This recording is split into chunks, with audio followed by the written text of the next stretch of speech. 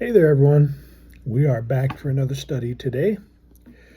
Today, you and I are going to be in John 14, verse 1 to 3. John 14, 1 to 3. Go and get God's Word out in front of you so that you can see it for yourself. It's going to stick with you better if you have your own Bible out in front of you. And maybe, in my mind, you probably got a different translation than I do. And that's not a bad thing because you're hearing what I say, you're reading what it says in there, and I think it helps us think about what's being said instead of just kind of runs away and we just leave it there. John 14, 1 through 3. Here we go. Jesus talking to the disciples, and he tells them, don't get lost in despair. Believe in God and keep on believing in me.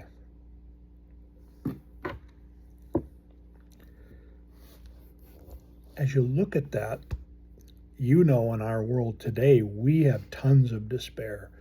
When Jesus is telling the disciples this, there has been a lot of despair in their lives because they've come to Christ. They have these religious leaders who they have respected all their lives,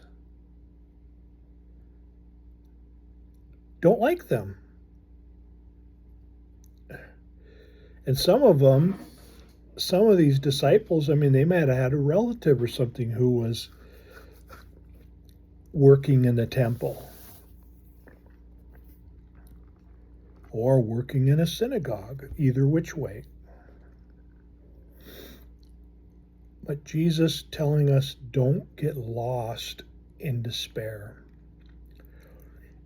If you stop and listen to that, and like I said, read it in your own Bible, we can get lost in despair. The disciples do get lost in despair. Certainly after Jesus gets arrested in the garden, everybody scatters. And as Jesus always does,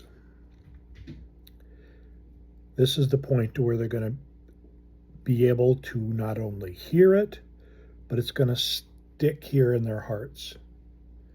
They're going to be putting things together. They have some experience with Jesus. And so all that's going to come to bear on here. Here's it is. Believe in God. Just a reminder, keep on believing in me, because they've seen people walk away already. It wasn't that long ago, if you're reading the book of John, where Jesus is preaching and virtually no one there besides the disciples. And so Jesus looks over at them and says, are you going to leave too? But no one leaves. Not one of the disciples leaves. And so as Jesus tells us here, don't get lost in despair. His basis, what can help us? Believe in God. Not just, oh yeah, there's a God somewhere. When Jesus is talking about believing in God, there's this whole element of trust.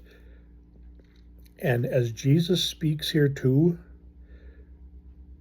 the way that Jesus teaches on things like this, he reminds them to believe in God because he can be trusted. And more than that, Jesus is modeling for them, and they know, because they've been walking with Jesus a bit,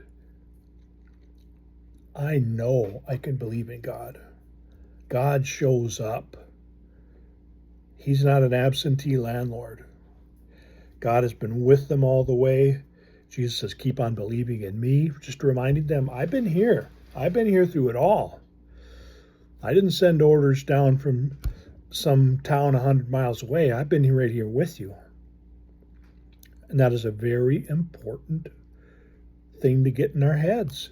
is because you and I, especially in this modern world, we can get very lost in the traffic and our cell phones and social media, TV, family squabbles, work trouble, health issues, all those things. We can really go astray on that.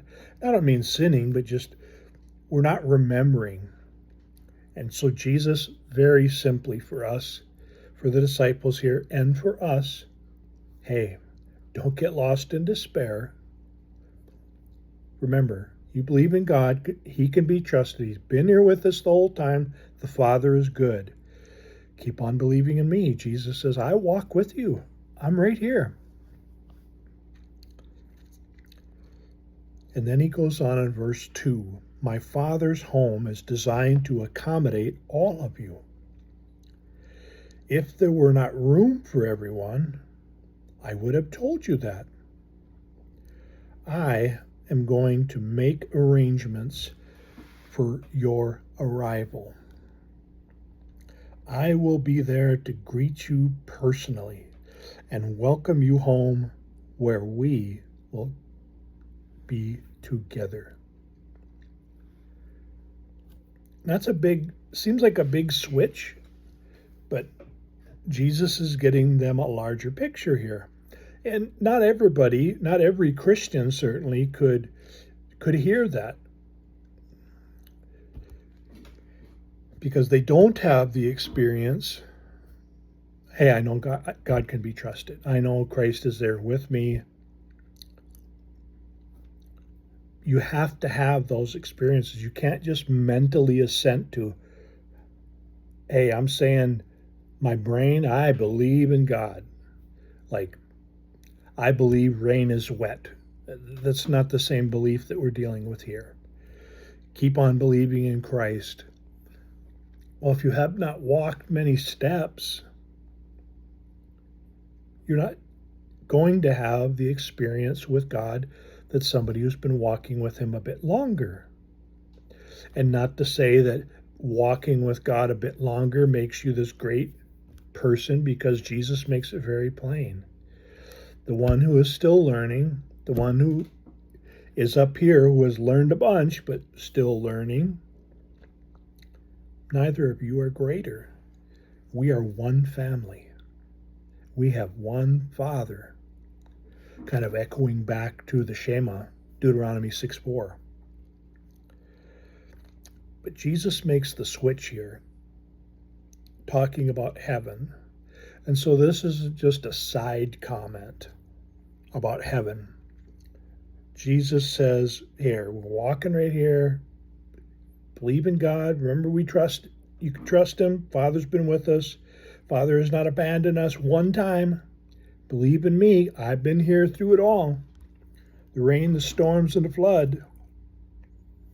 And then Jesus transitions to talking about eternal things. Talking about something the disciples are despairing about. So when he says, don't get lost in despair, another one of those things is, Jesus said, I have to go. And where I'm going, you can't come there yet.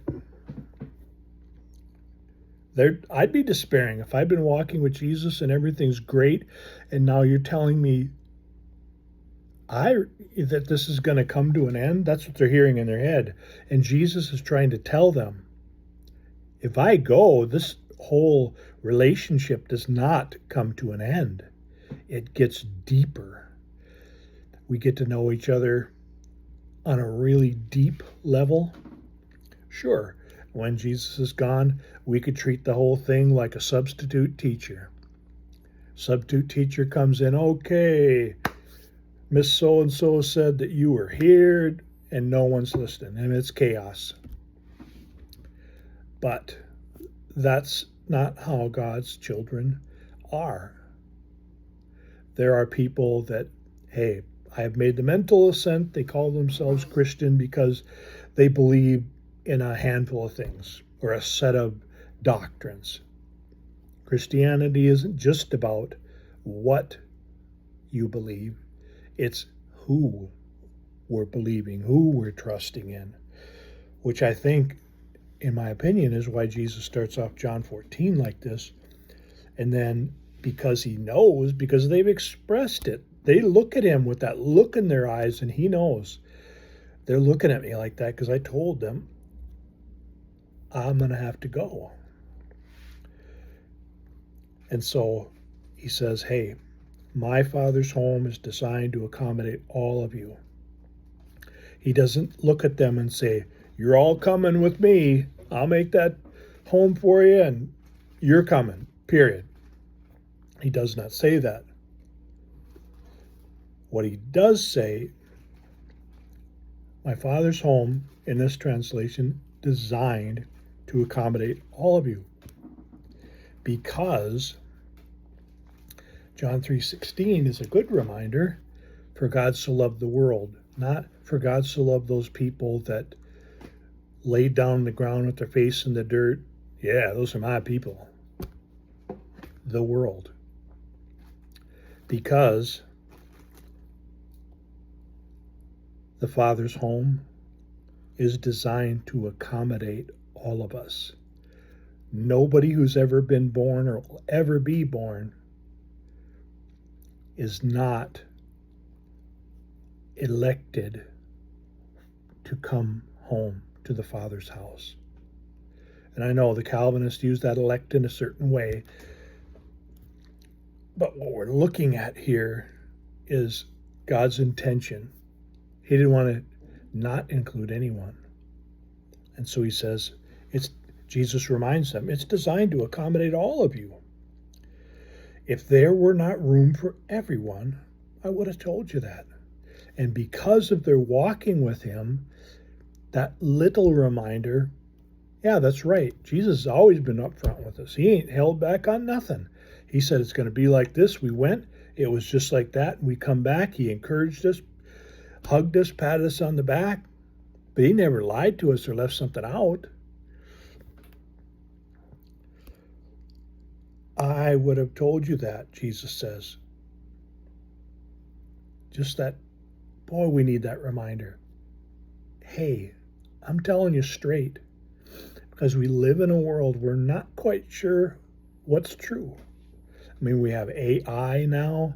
The news, I don't know if it ever was, but the news today most certainly is not objective. Everybody's got a side. Jesus says, I am going to make arrangements for your arrival. That to me, if I'm standing there, that to me as I'm sitting here doing the study with you now, I feel good about that because it tells me I belong. And that is a huge thing for everybody. Different ways we express it different ways. Some people are more expressive than others, and I don't mean the way your face is. But Jesus tells us, I'm going to be there to greet you personally and welcome you home where we will be together. So not only is he making the arrangements, and it's like, okay, when you come, just tell him you're with me and you'll get right in. No. Jesus said, I am making sure everything is perfect for when you come home. Because if you want to be here with me and you trust in me, you're coming home. But I really, really like it myself. I will be there to greet you personally. For me, that just cuts into me. And I don't mean in a bad way, but belonging is a big thing for me. And so Jesus knows it is a big thing for all of us humans who want to feel like we belong. It feels grounded. You feel like you have a place. That's how his church is supposed to operate. It doesn't matter who comes in. we're welcoming. We greet people like they belong. Because you know what? They do. You're going to go through this week and things are going to pop up. Things are going to pop up for me. But don't get lost in despair. Remember, God can be trusted. Jesus can be trusted. And as you're walking this way, remember, I am making sure everything is perfect for when you come home. And I'm going to be right there, ready to greet you, because I don't want there any question in your mind that you're not safe and that you belong. This week, you're going to encounter people who don't know if they belong. They're going to be rude sometimes. They may just be silent. They may get aggressive. Lots of different ways that they can express that. But you and we need to pray every single day. Lord, I know what it's like to not feel like I belong. Soften my heart and make me able to see these souls that don't know that you want them to belong, because you are preparing a place and you will greet us there. I will see you next time.